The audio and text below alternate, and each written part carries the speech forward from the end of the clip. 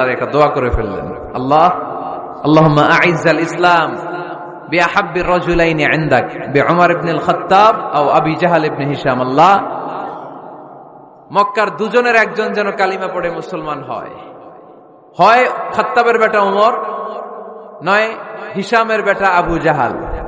উমরে ফারুকের জন্য দোয়া কবুল করলো কে?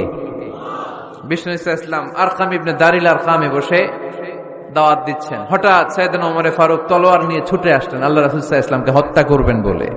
সাহাবারা এসে তথ্য দিলেন, ইয়া রাসূলুল্লাহ, আপনি ছুটেন, দৌড়ান, পালিয়ে যান, ওমর আল খাত্তাব আসতেছে আপনাকে হত্যা করবার জন্য। আল্লাহর হাবিব বললেন, না, তোমরা ভুল বুঝছো, তোমরা সরে যাও, দরজা খুলে দাও।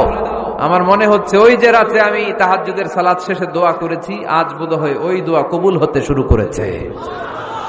সাইয়েদনা ওমর ফারুক আসলেন, এসে তলোয়ার রেখে দিলেন, আঙ্গুল তুলে বলতে শুরু করলেন, আশহাদু আল্লা ইলাহা ইল্লাল্লাহ ওয়াহদাহু লা শারীকা লাহু ওয়া আশহাদু আন্না মুহাম্মাদান আবদুহু ওয়া রাসূলুহু।